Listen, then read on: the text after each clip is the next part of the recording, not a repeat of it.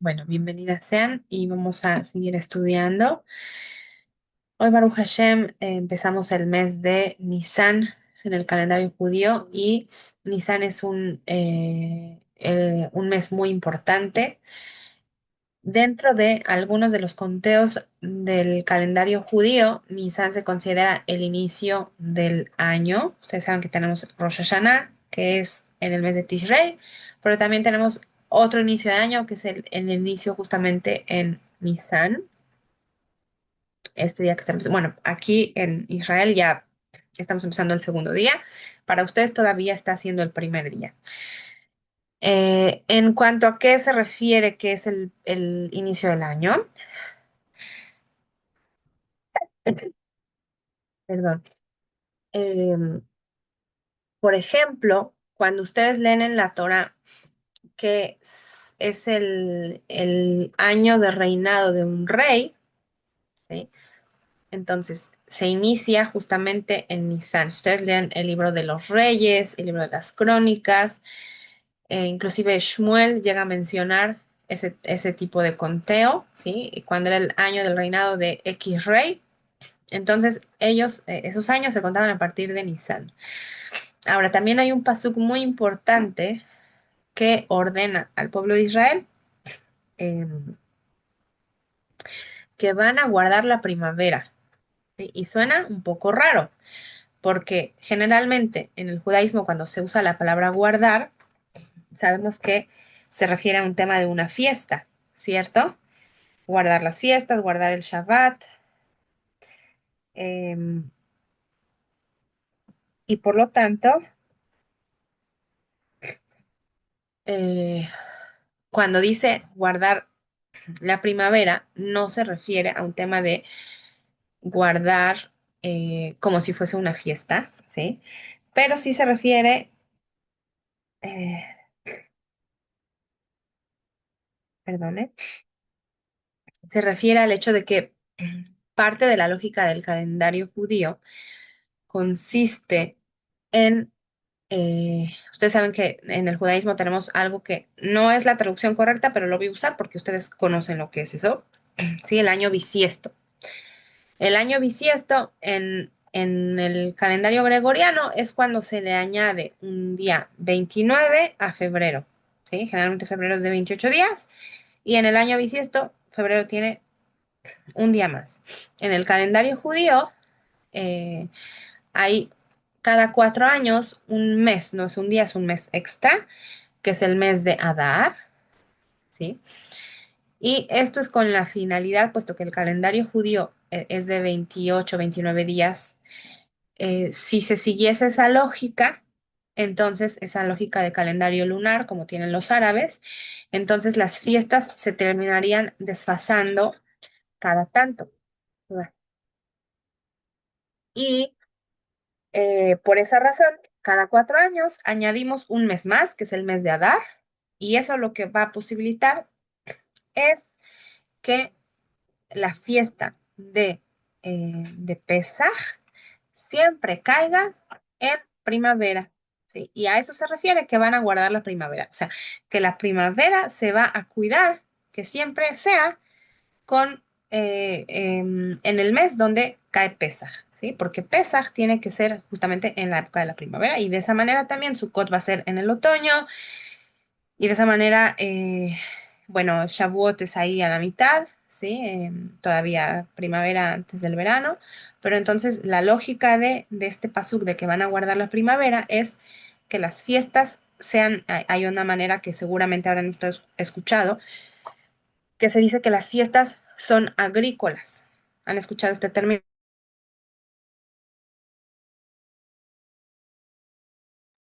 ¿Qué se refiere? A que las fiestas judías tenían también una función agrícola justamente, o sea, que el pueblo de Israel tenía que llevar al templo ciertos productos del campo, ¿sí? A veces las primicias, a veces el diezmo, a veces, bueno, el diezmo era dependiendo, todos los años se llevaba diezmo, dependiendo de qué años fuese, se destinaba para una causa diferente, ¿sí? Entonces había que llamar primicias, y diezmos. Y em, hay otra, pero ahorita se me escapó cuál es de ellas. Pero bueno, era también la finalidad de llegar a las fiestas, además de que se llegaba a festejar la fiesta, se llegaba también a muchas otras razones. Sí, la gente llegaba a Jerusalén a comercializar. Sí. Si era una persona que se dedicaba en términos agrícolas, pero no solamente. Si su producto eran manzanas, pues llevaba sus productos al Bet HaMikdash también para diezmar, pero también para vender. ¿Sí? Si lo que hacía esta persona era tener ganado, llevaba ganado y vendía en Jerusalén. Si se dedicaba a cualquier artesanía que realizase. ¿Sí? Entonces también llevaban sus productos, y se hacía como una especie de compraventa. También en la época de las fiestas se aprovechaba para casar, ¿sí? O sea, para no casar, o sea, de realizar la boda, para buscar pareja. Si una persona estaba buscando, ¿sí? Pareja, entonces, bueno, ahí que se reunía tanto el pueblo, se daba esa posibilidad de que encontrasen pareja. Entonces, era toda una vida que se desarrollaba en, en el marco del templo, ¿sí? No era solo ir y festejar la fiesta, sino era que toda la vida judía se desarrollaba justamente en alrededor del templo, ¿sí? Alrededor de todo lo que es lo que eran las plazas, los patios, los callejones que iban. Y es hermoso cuando ustedes, Besrat Hashem, algún día, si no las que ya visitaron y si no han visitado, cuando puedan visitar Israel, en la ciudad vieja hay una zona que se ha recuperado arqueológicamente, que se nota y se ve que es, por ejemplo, ese, ese gran pasillo, digámoslo así, que era desde una entrada principal y que llevaba hasta el templo. Y entonces era justamente ese camino, esa entrada principal, ese camino principal donde la gente se ponía a vender, ¿no? Por ejemplo. Entonces, bueno, hay zonas muy especiales donde se puede vislumbrar eso. Y también se ha ambientado un poco como con ciertas imágenes y ciertas cosas em, como un poco para visualizar, ¿no? En qué consistía, de qué se trataba. Entonces, que sepan que es algo que puede ser sumamente interesante, pero nosotros entonces volvemos a nuestro tema, que es el hecho de que eh, el Pesaj, ¿sí? Coincide justamente con la primavera, ¿sí? Porque es una de las primeras, digamos así, de la primer fiesta agrícola del primer día sí, del calendario. Ahora encontré aquí una imagen, se las voy a mostrar, que es un mural, no es de muy buena calidad, pero se las voy a mostrar. Ahí la logran ver.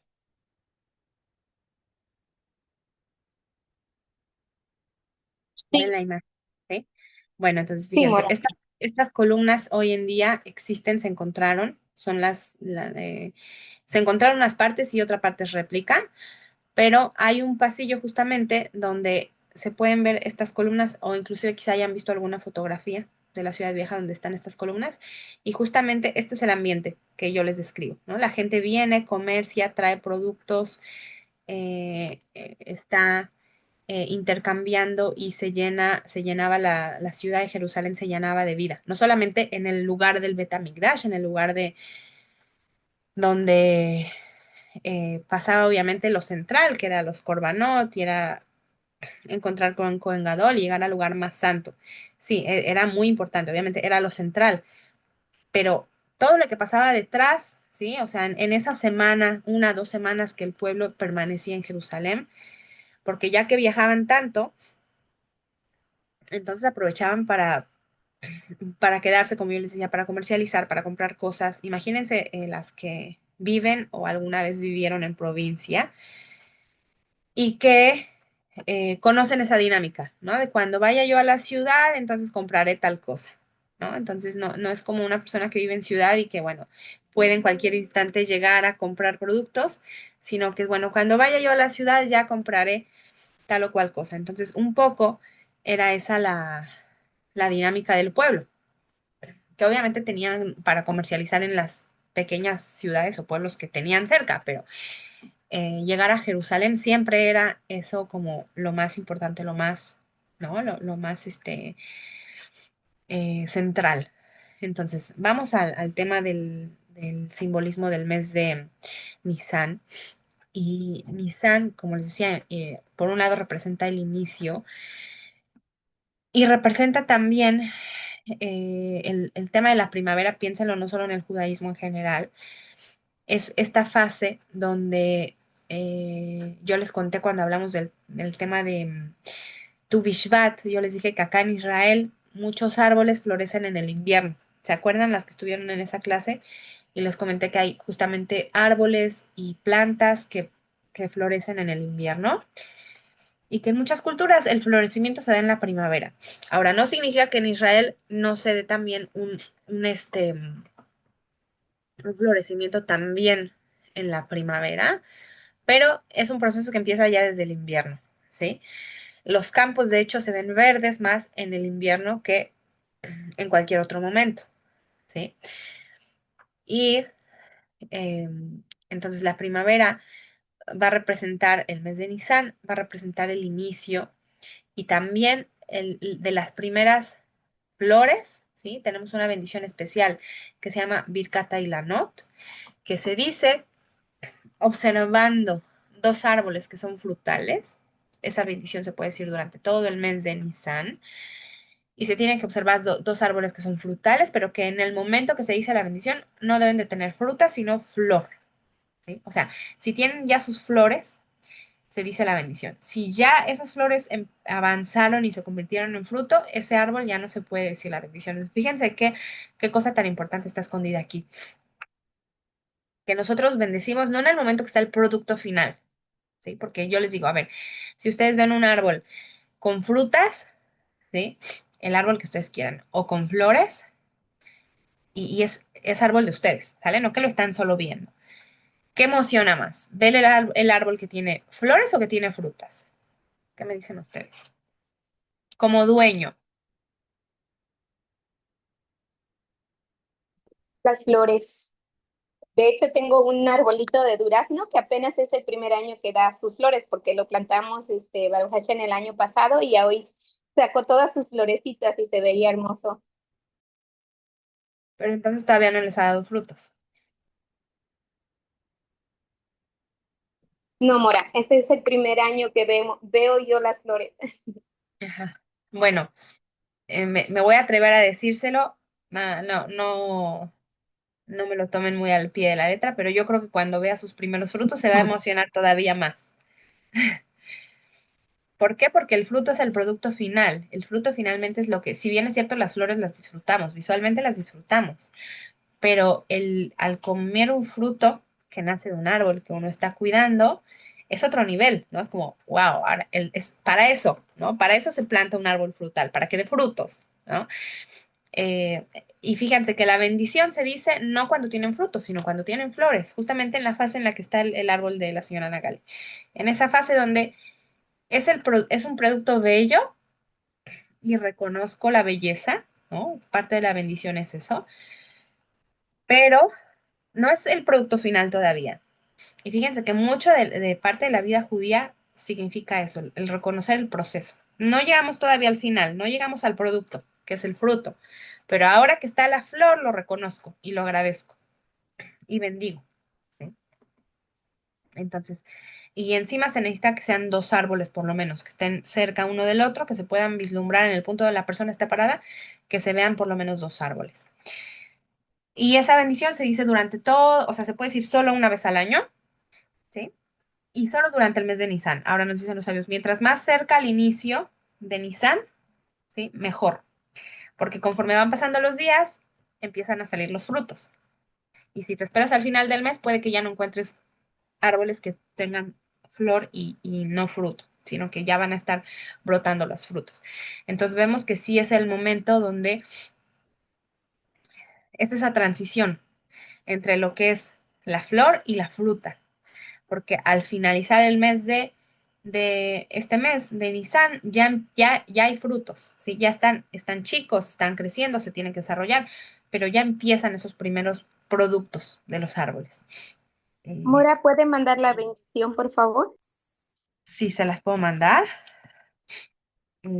Ahora también, si quieren, les mando las reglas de lo que, sí, de lo que implica.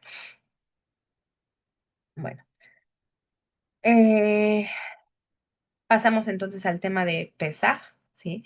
Que en el pueblo judío, el mes de Nisan obviamente está altamente relacionado con el tema de la fiesta de Pesaj, ¿sí? El mes de Nisan también representa lo que es la Geulá, la redención, porque está escrito que Am Israel fue redimido en Nisan y que será redimido en Nisan.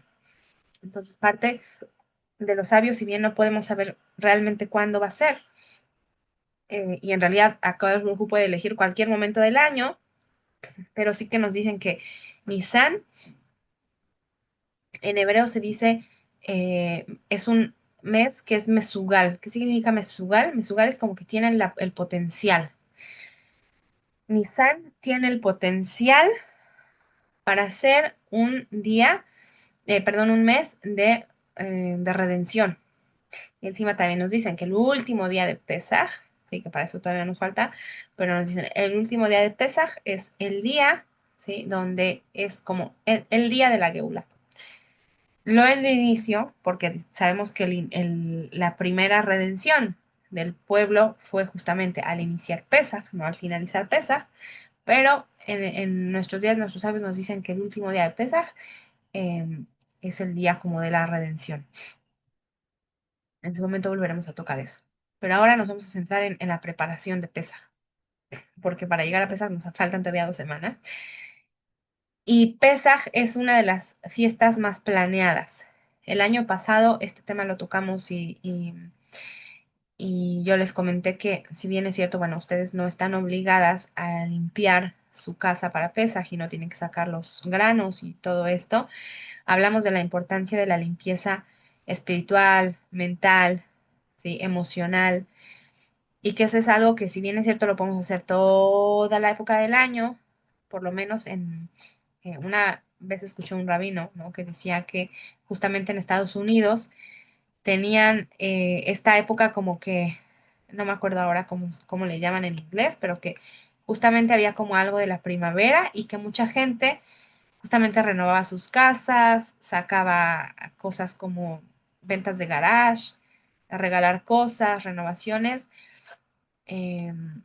No sé a ciencia cierta si es en todos los lugares de Estados Unidos, en todas las ciudades, sí, no sé bien las fechas, pero Sí, alguna Mora, vez. en casi todo Estados Unidos es. Ok, entonces decían, ¿no? Que es un poco esa influencia que, que el judío ha llevado, ¿no? Porque justamente aquí vemos, ya desde un mes antes termina Purim, al siguiente día la gente ya está publicando, se regala tal mesa, se regala tal ropa, se vende, ¿no? Toda la gente deshaciéndose de esas cosas que ya, de objetos, ¿sí? Que decide sacar. eh, y la gente justamente que está buscando, bueno, sabe que es una muy buena época para armarse de cosas y también que la gente aprovecha, o sea, tanto para recibir como para sacar cosas, y que justamente viene de esa renovación. Ahora fíjense cómo la renovación de lo físico a veces influye en lo espiritual, ¿no? Y hay muchas corrientes, no estoy ahora hablando de un tema judío, inclusive si no me equivoco, en el budismo y en las culturas asiáticas también tienen este tema de como de sacar cosas, de depurar, de limpiar y que hablan de un tema de energías. Nosotros no lo vamos a manejar como un tema de una energía, pero sí de la influencia espiritual, ¿sí? O sea, que cuando una persona decide que se quiere renovar en un aspecto y pone, ¿sí? Y posibilita, hace acciones para renovarse. Entonces, eso al final es como un mecanismo que se activa. Entonces, eso es lo que sí se puede hacer y eso es lo que ustedes sí pueden hacer. Ahora no les digo que se pongan a regalar todas sus cosas ni hacer una cuestión que sea, em, ¿cómo se dice esto? Algo extremo, ¿sí? No, no se trata de eso, pero sí de hacer esa revisión tanto en términos materiales, de qué cosas realmente necesito, qué cosas no uso, qué cosas tengo que renovar en mi vida. Y por supuesto también espirituales y emocionales, ¿no? ¿Qué es eso que en términos de los sabios que nos hablan mucho, y esto seguro que también lo han escuchado del Hametz, que el Hametz, eso que parte de la emoción que se considera como el Hametz es el orgullo, ¿sí? ¿Por qué? Porque dicen que el orgullo como el Hametz que infla, y la persona se siente encima se siente muy poderosa. Pero no solo el orgullo, sino hay emociones que se van a cocinar así como el ramen, sí, que se quedan ahí esperando, esperando y entonces va creciendo, va creciendo. Entonces es una buena época para analizar esa renovación a nivel emocional, a nivel de rutina, inclusive decirlo, ¿no? Si la persona se dio cuenta que hay algo que ha caído, que ha incurrido en su vida, que no le está gustando, si se está desvelando mucho, si está comiendo cosas que no son favorables, si está en una relación de algo que le está lastimando, o sea, en dónde estamos parados en ese sentido. Es como hacer ese examen y esa limpieza, que repito que se puede hacer todo el año, pero aquí en Pesaj es como ese canal. Sí, que acá abajo nos dice, bueno, ahora es esa transición y pensándolo en términos de lo que pasó a Israel en el momento del desierto, perdón, de la salida de Egipto, ¿sí? Para ellos también nos dicen los sabios que habían alcanzado 49 niveles de Tumá y que solamente hacía falta uno más. Y entonces que Akadosh Baruj Hu prácticamente como que los sacó a la fuerza, ¿no? O sea, no había méritos, pero Hashem como que les da un empujoncito. No fueron muchos los méritos que hicieron, pero el pueblo de Israel sí se atrevió a hacer algo. ¿Qué fue ese algo?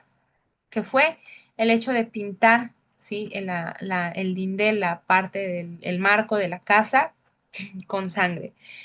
Para ellos representó un cambio, wow, impresionante. ¿Por qué? Porque hay que recordar que los egipcios adoraban a los corderos. Para ellos era uno de las deidades que ellos tenían, que ellos creían. Y sabemos que a Israel se habían contaminado con eso. ¿Sí? Entonces, cuando Moshe le dice al pueblo que Hashem está diciendo que había que apartar un cordero, y se ponen a leer detenidamente esta sección, era apartarlo y dejarlo en el patio. ¿Sí? Esa era una. Estuvo varios días en el patio esperando y luego tenían que sacrificarlo.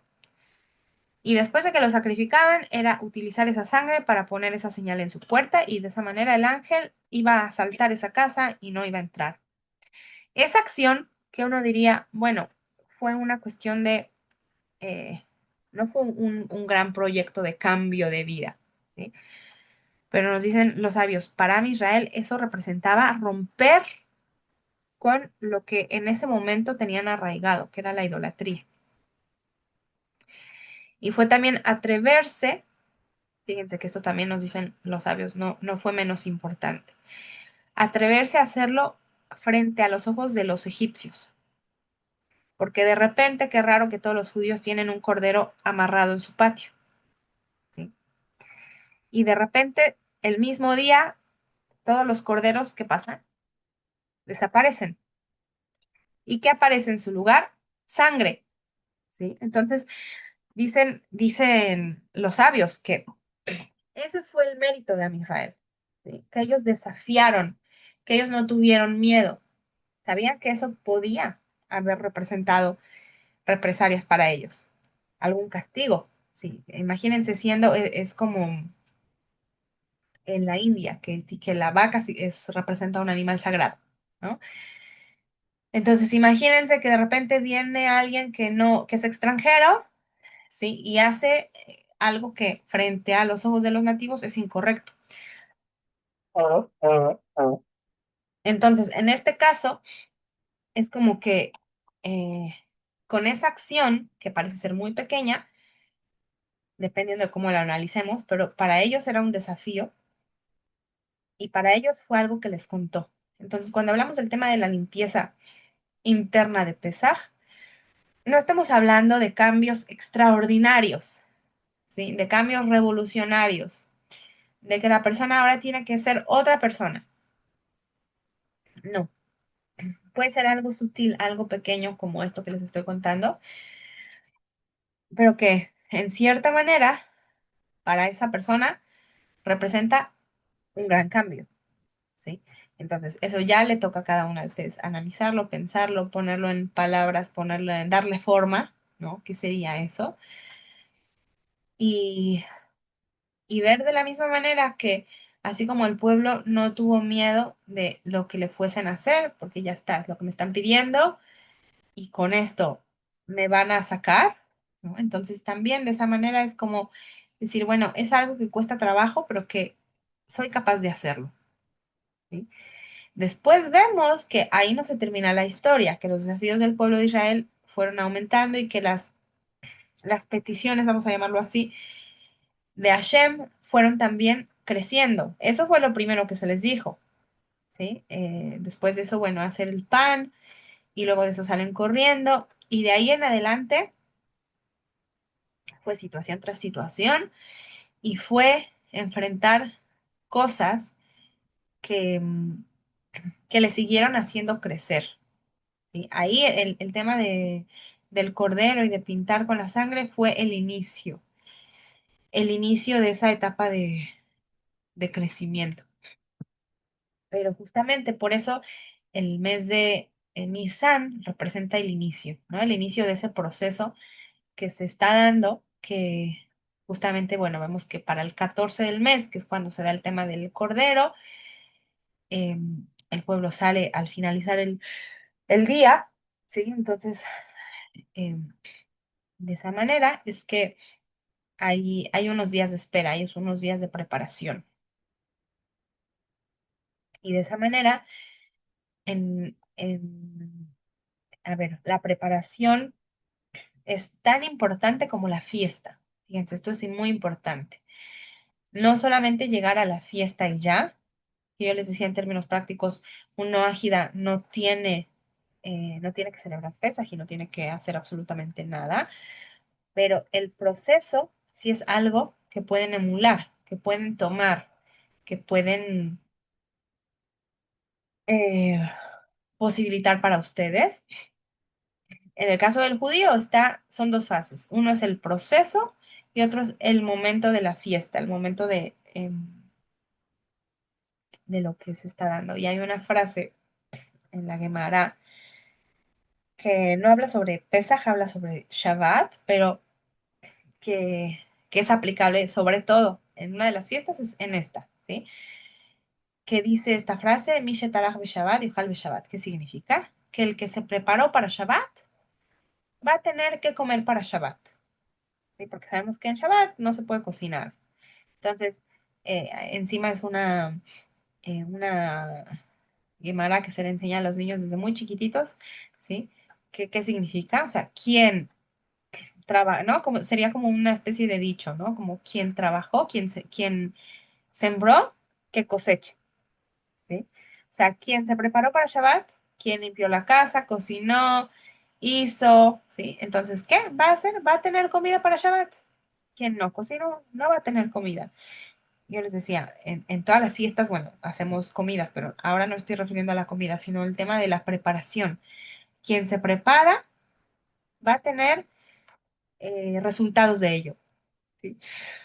Quien se prepara con antelación, quien hace un proceso, ¿qué va a tener al final? Un resultado, ¿sí? La que se decide depurar, por ejemplo, yo les decía de que en la cultura asiática hay también esta,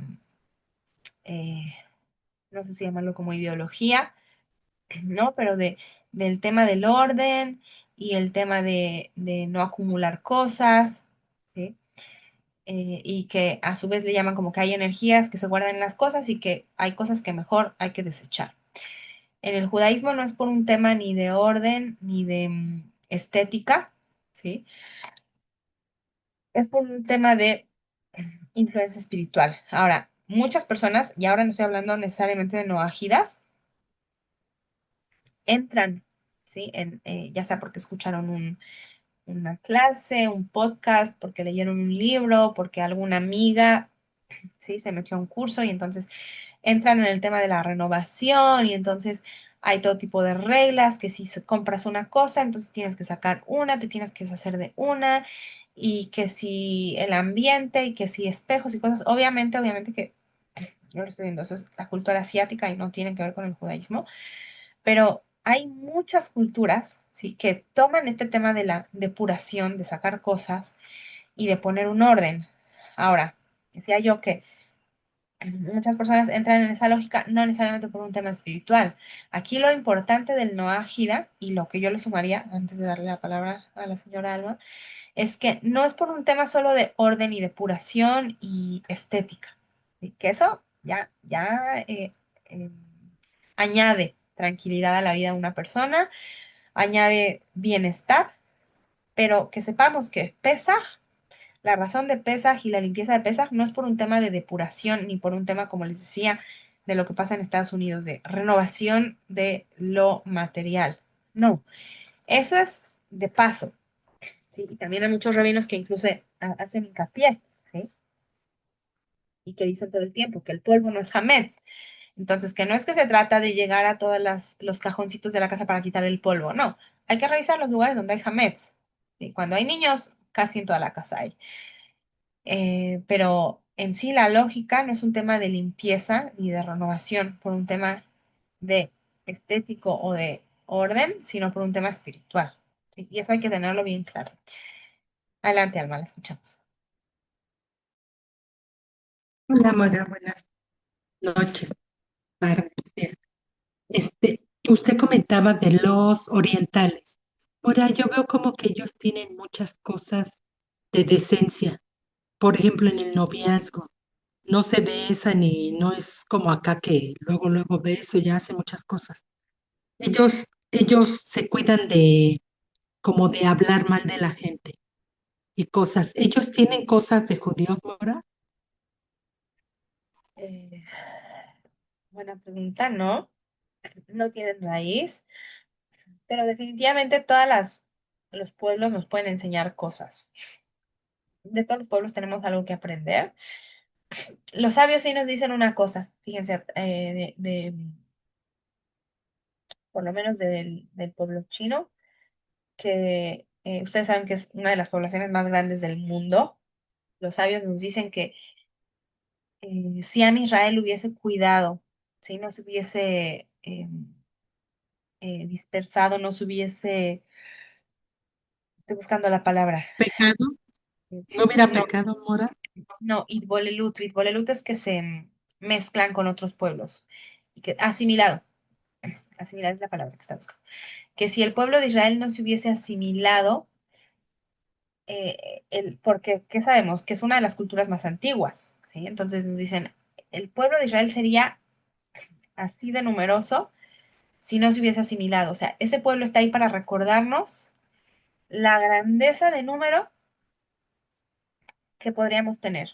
Ahora, ustedes saben que el pueblo judío en cantidad, en realidad, es poco, ¿sí? Somos 15 millones a nivel mundial, lo cual es nada, ¿sí? O sea, el pueblo mexicano es mucho más grande ¿sí? que el pueblo judío. Y encima estamos dispersados. Acá en Israel 9 millones y el resto están fuera de Israel. Y con todo el odio, el antisemitismo y todas las persecuciones que ha tenido a lo largo de la historia, pues obviamente esa población también ha mermado, pero también nos dicen por nosotros, porque los judíos en cada época se han terminado saliendo. Entonces, ciertamente de todas las culturas y todos los pueblos se pueden aprender cosas buenas. usted decía el tema del decoro y yo tocaba el tema del orden, pero eh, aquí lo importante es, en términos espirituales, ¿sí? ¿Qué es lo que nosotros extraemos de eso? O si ustedes voltean a ver alguna cultura y dicen, bueno, yo puedo aprender de tal cultura tal cosa, ¿sí? Y hay muchas culturas que son admirables, pero lamentablemente eh, parte de la civilización, digámoslo así, muchas veces de fondo tienen eh, una razón como más egoísta, ¿sí? Habría que aplicarlo en cada caso y analizarlo en cada caso, pero el tema de que en el judaísmo con lo que yo abría y les decía, esa vida comunitaria, que hasta el día de hoy es algo que se siente mucho, ¿sí? En la comunidad, en la ayuda en comunidad, es algo que influye, que se siente, que pesa. Entonces, es algo que también, en este caso, un Novajida podría aprender, que no es fácil, no es fácil convivir en comunidad, porque mucha gente, cuando está justo en una comunidad, termina conflictuada, ¿no? O sea, termina buscando problemas y haciendo chismes y em, no es fácil cuando se está en una comunidad. No lo estoy diciendo ahora una comunidad religiosa, en general. Cuando se hacen asociaciones, cuando hay grupos de vecinos, o sea, el tener mucha gente cerca a veces posibilita también conflictos. Y parte de la labor del no ágida también es, bueno, aprender a convivir en situaciones sociales, no repitiendo estos patrones conflictivos, ¿no? Eso es algo también muy importante a puntualizar.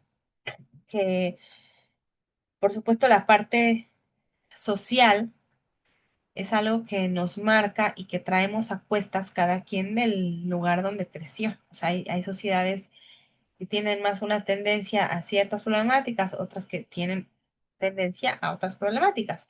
Pensando en las culturas asiáticas, actualmente tienen un conflicto muy grande de individualismo, ¿sí? A nivel de que ya se han hecho, se están haciendo estudios, pero se han hecho reportajes también, por ejemplo, de que sobre todo en los países asiáticos, la gente no se casa. ¿Sí? Y la gente que se casa no vive realmente en pareja. Entonces, aquí estamos viendo que hay un cambio social muy radical, que es que la gente perdió ese valor de la familia, no tiene interés en familia, tiene interés en desarrollarse profesionalmente, ¿no? Socialmente, no.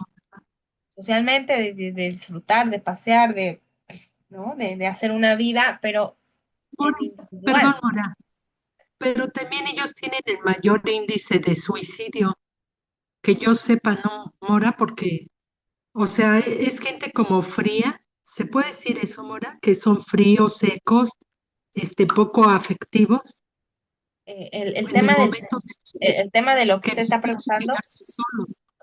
es más por un tema de autoexigencia. Vemos que esos casos que se dan de lo que usted comentó es porque los jóvenes se sienten frustrados de no ser aceptados en universidades, de no dar el ancho en el trabajo, se sienten abrumados por el horario de trabajo. O sea, eso es en realidad lo que les lleva a eso. Pero sí, muy individualistas y muy, por ejemplo, ¿no? Hay reportajes de que hay personas que se rentan, digamos, como novios.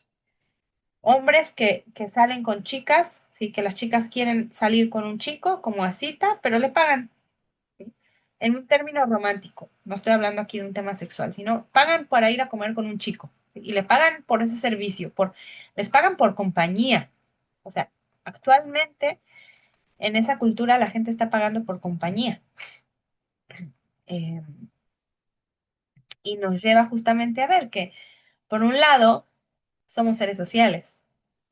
Y si hay gente que paga por compañía es porque esa necesidad no se ha pagado del todo. Pero por otro lado vemos que hay una necesidad muy grande donde la gente ya no socializa al punto que la gente se ve obligada a pagar por compañía. ¿Se entiendes? Como es una bola de nieve que está creciendo, que por ahora está focalizada en esa zona, pero si nosotros volteamos a ver a Europa, también está empezando con, bueno, no ahora, pero ya llevan varios eh, años que no se, que los jóvenes ya no se casan, que no quieren tener hijos. Entonces vemos que es un problema que está empezando a presentarse en otras partes del mundo. Pero bueno, volviendo a nuestro tema y volviendo al tema de la renovación, entonces vemos que en realidad el tema de la renovación da para muchos aspectos, para muchas áreas que la persona puede repensarse, puede plantearse justamente. Plantearse en el área social, plantearse en el área económica, plantearse en el área emocional, plantearse en el área de su estilo o comodidad de vida o las cosas que está haciendo, las cosas que está cambiando, las cosas que quiere, ¿sí? Cambiar, pero que el foco siempre esté en esa parte espiritual. O sea, hacia dónde estoy llevando mi vida en términos espirituales. Este cambio que yo hice en mi vida, esta renovación, al final me está sumando algo de esa conexión espiritual o no, porque ojo, también hay personas que en términos de renovación o de avanzar en la vida, se están alejando más de la parte espiritual justamente, ¿no? O sea, el buscar ese cambio viene más desde este lugar más egoísta que desde un lugar más de buscar profundidad, sino más bien de buscar, por ejemplo, experiencias. Mucha gente que trabaja para, sobre todo hablo de población joven, ¿sí? Que trabaja para poder viajar, para poder conocer más países, para poder comprar más productos. O sea, es un tema de experiencias, no es un tema de sentido, no es un tema de profundidad, sino todo lo contrario, de probar todo el tiempo algo diferente, algo nuevo, eh, de estar todo el tiempo experimentando sensaciones nuevas, pero que en realidad no hay algo de sentido en eso. Y esa es la diferencia importante, que el no ágida, cuando se apega a lo que, a lo que a él le corresponde de las leyes, ¿sí? O cuando el judío se apega a su estilo de vida judía, al final hay un sentido de eso. Entonces, Pesaj no solamente es limpiar para que quede limpio, limpiar para sacar el hametz, limpiar para renovar la casa, para pintar la casa, sino es un tema de limpio para conectar con mi esencia, limpio para darle sentido, limpio para conectar con la fuente, ¿no? Entonces, esa sería la diferencia radical. Y bueno, no sé si hasta este punto ustedes tengan comentarios, eh, eh, preguntas, Mora, algo que tengan que entonces, pensar. ¿por qué se pierden los valores, Mora? ¿Porque se alejan de Dios? Eh, a ver, en sí hay que recordar que una parte es el tema del Yetzer Hara, ¿no? O sea, todo ser humano tiene Yetzer Hara y el Yetzer Hara es esa lucha interna de justamente de alejar de lo espiritual, ¿sí? Entonces el Yetzer Hara siempre va a jalar hacia lo material, hacia lo fácil, hacia lo simple, ¿sí? Hacia el no esfuerzo. Eso de entrada, y eso como raíz todo humano lo tiene. Es esa lucha, ¿no? Obviamente en la cultura cristiana ahí le pusieron otro nombre y, ¿no? Y una lucha entre una fuerza externa, una buena y una mala, y el bueno y el malo, pero en realidad esa lucha es interna. No es un personaje que está intentando influenciar a la persona, es la propia persona que tiene esa raíz. Entonces, eso es por un lado. Y por otro lado, el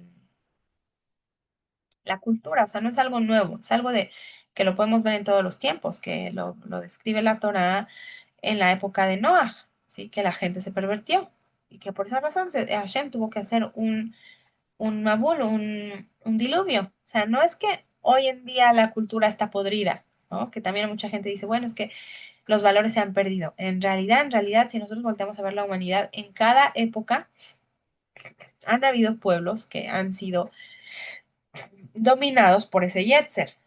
¿sí? O sea, y el judío también, como a veces ustedes también lo dicen, bueno, el judío también tiene sus propias em, luchas. luchas. Aquí lo importante es no perder ese timón, ¿no? Como judío, como no ajida, no perder ese timón de que ya sé que hay una fuerza que me va a jalar hacia lo material, hacia lo fácil, hacia lo efímero, ¿sí? Hacia el placer instantáneo, no porque el placer sea malo, pero cuando todo es placer instantáneo, entonces se pierde el sentido de lo profundo, de lo importante, ¿no? Mora, pero con esas actitudes al final de la vida no es como muy vacío, como muy solitario, como muy triste. Sí, por eso justamente estamos viendo que en esta época que tenemos mayor comodidad, mayor facilidad, mayor avance científico, lo que está predominando es la ansiedad, la depresión y el suicidio. Uno diría, pero ¿cómo? Si ahora aparentemente, ¿no? Lo tenemos tan fácil, no como generaciones anteriores que luchaban para realmente para ganarse el pan, o sea, gente que trabajaba realmente duro para poder tener lo básico. Hoy en día, la gran mayoría de las personas, digamos, pueden acceder, hablábamos del tema de a cuestiones regaladas inclusive y hacerse de cierta comodidad, eh, acceder a un trabajo, que obviamente existen muchos trabajos mal pagados, eso no lo negamos, existe pobreza en el mundo, pero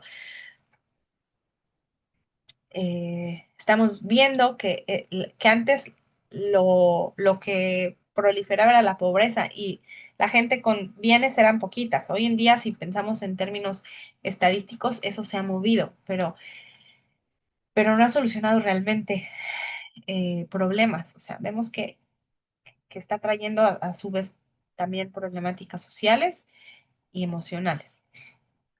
Así que bueno, vamos a pasar con la señora Nagali, la escuchamos. Adelante. Bueno, con lo que usted terminó con la querida me hizo pensar algo que me dijo mi hija, ¿no? Que ella ya está grande, tiene 21 años, trabaja y estudia y me dice, mamá, yo no quiero estar aquí cuando tenga 23 años, ¿no? 2 años más y ya quiero vivir, aparte quiero vivir sola porque me sigues tratando como una niña. Y le digo, tienes razón, creo que te hace falta más responsabilidades. De aquí en adelante te vamos a empezar a cobrar renta. Y me dice, oh, no, no, no hablo de eso. No, le digo, sí tienes razón en cuestión de que, y como usted dice, cuando una persona está tan encima, tiene todo fácil, la vida se le hace tan aburrida. Entonces necesita ese deseo de poder ganárselo por sí misma.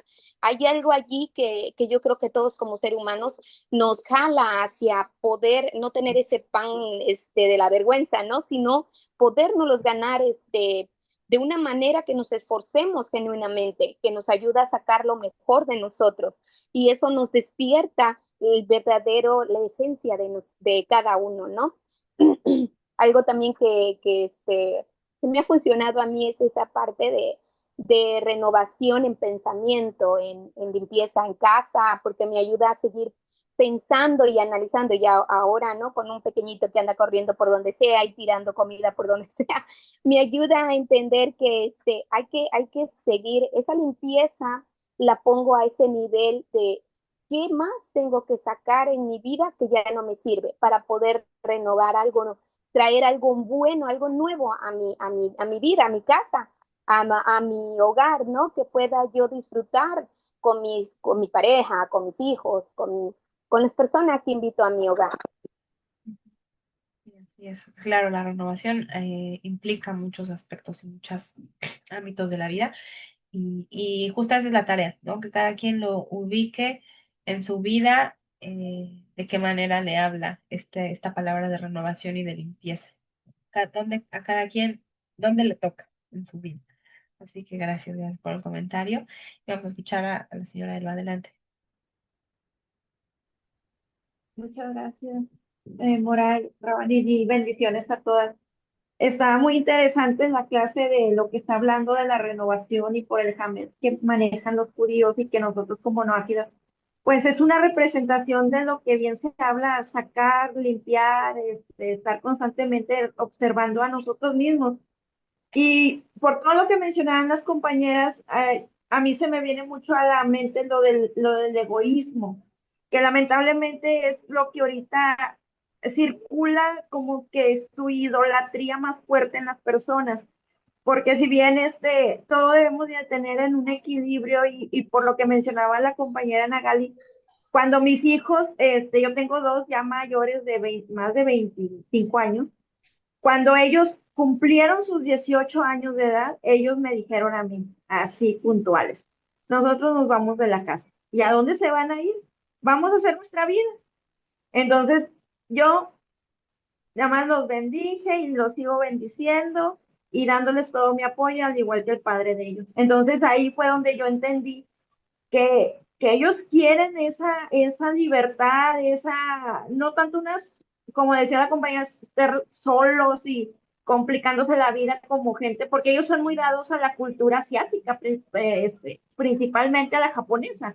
Entonces, cuando ellos me narran a mí su estilo de vida que quieren adoptar y todo lo que ya hasta el día de hoy yo fui bien puntual, ¿verdad? En siempre en bendecirlos y desearles lo mejor y no pensar precisamente en esas, ¿cómo se dice?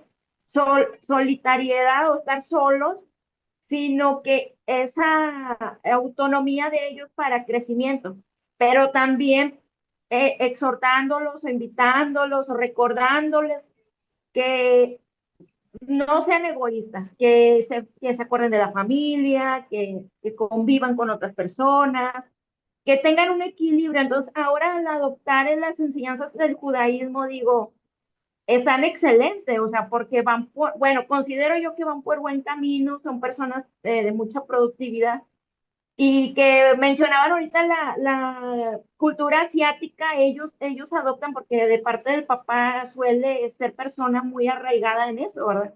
No sé, por ahí escuché que posiblemente la abuela paterna de él trae orígenes japoneses. Entonces, digo, por eso ellos se sienten atraídos por eso y yo los apoyo, o sea, yo les doy mi apoyo y los bendigo. Y ahora que aprendemos de judaísmo, digo, concuerda mucha disciplina muy hermosa que se maneja para el crecimiento, pero sin dejar al lado el compañerismo, la limpieza que se tienen que hacer ellos mismos, la limpieza que nosotros como noátidas ya estamos adoptando de parte de los judíos, porque si bien no hacemos lo que hace un judío, sí hacemos limpieza espiritual. O sea, ¿qué egoísmo me estoy metiendo yo?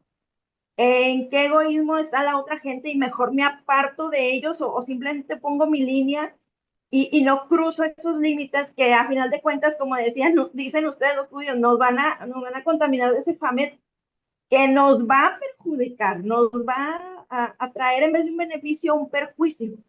Entonces, ahorita con todo lo que mencionan y con lo que menciona usted, Rabani, o sea, está bien puntual decir eso, ¿verdad? Que por lo que está pasando afuera, así en la humanidad, no nos queda otra más que seguir al pie del cañón aquí, pues aprendiendo, ¿verdad? Aprendiendo y pidiéndole a Hashem que tenga misericordia de nosotros, porque pues a final de cuentas, estas culturas, sacarlo en provecho es lo que nos va a beneficiar a todos y Dios creo que por ahí nos va a bendecir. Saludos y bendiciones a todos. Muchas gracias, gracias y saludos. Y gracias por sus palabras. Y justamente me hace pensar, respondiendo a esto que preguntaba la señora Alma, ¿no? Justamente ahí donde nos descuidamos, sale esa parte más rudimentaria nuestra. Y a mí me hace pensar en todo ese odio que está tan a flor de piel en la gente hacia los judíos, ¿no? Que de repente se volvió algo de moda, pero más bien es como, está bien, o sea, es socialmente aceptable hablar pestes de los judíos, maldecir, burlarse, ¿no? Y justamente esa gente tiene tanto tiempo libre que justamente se meten a páginas judías para burlarse y para escribir y para, a lo mejor se han topado con ese tipo de comentarios, ¿no? Y justamente esa es la frase con la que yo cerraría eso, como que si nosotros nos descuidamos como personas y como humanidad, sale esa parte más salvaje, más rudimentaria, más agresiva, más bélica. O sea, todos la tenemos, todos. Y esa gente que decide escribir, no solo contra los judíos, en general, en las redes es como el lugar, ¿no? El muro de donde la gente se atreve de una manera más abierta a burlarse, a criticar a la gente, a decir cosas hirientes.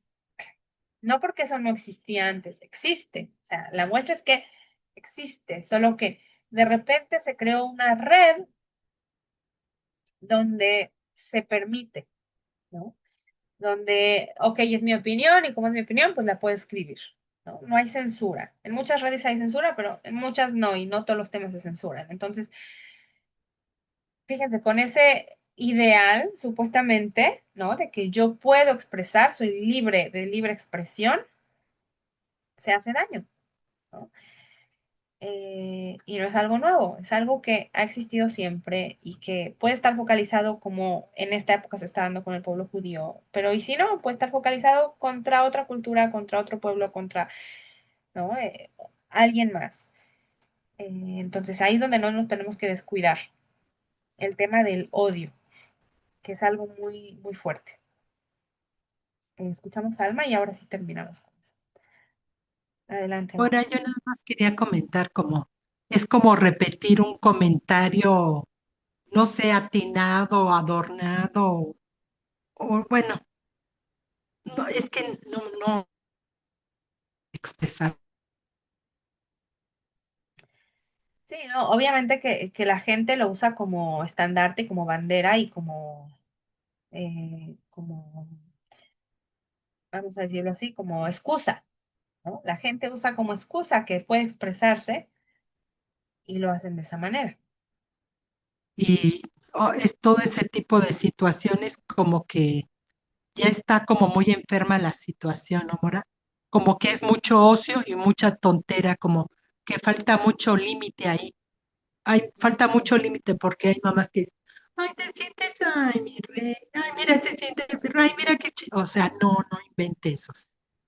O que, ay, siente que es niña, no, pues él no sabe ahorita lo que quiere realmente, si no sabe qué es lo que quiere comer, menos que quiera ser niño o perro. O sea, no ponemos límites, como que los papás también somos los que estamos bien mal. Es falta de ideales y falta de sentido. Y entonces la gente se agarra de cualquier causa, ¿no? Como para darle sentido a su vida. A mí me impresionó mucho que esta semana vi fotografías de la facultad en la que yo estudié, ¿sí? La Facultad de Psicología en México, que supuestamente ganó el premio por ser la más elevada, y tienen una bandera de Palestina así enorme que abarca como 2 pisos. eh, y pensándolo desde la parte analítica, no desde la parte emocional de lo que a mí me implica, es que el mundo está falto de sentido, ¿no? Y entonces, aunque esa gente que está en la facultad de psicología en su vida vio un palestino, escuchó un palestino, estuvo en Israel, no sabe absolutamente nada de la problemática, pero se prende de ahí, ¿no? Como para ponerse la corbata de soy buena persona. Entonces, es dice yo, es también ausencia de identidad, pero es como agarrarse de algo, ¿no? Agarrarse de una cultura que no es mía y para darle sentido y para sentirse reivindicado, para sentirse que, yo estoy en el lugar correcto, ¿no? Entonces, bueno, ya ahí lo dejamos eso para pensar. Discúlpenme, las tengo que dejar. Acá ya es tarde, pero Besrat Hashem, con la ayuda del Eterno, seguimos la siguiente semana y bendiciones para todas, todo lo mejor. Gracias a todas por las que han estado rezando por nosotros nuevamente. Gracias a las que se tomaron el tiempo y el recurso para aportar por la causa que publiqué, que mandé en el grupo. Que sean bendecidas. Igual quien no ha aportado, pero que por lo menos compartió y la información y todo eso también se los agradezco un montón. Y bueno, desde Tashem que nos encontramos pronto en la próxima semana y bueno, bendiciones para todas. Hasta luego.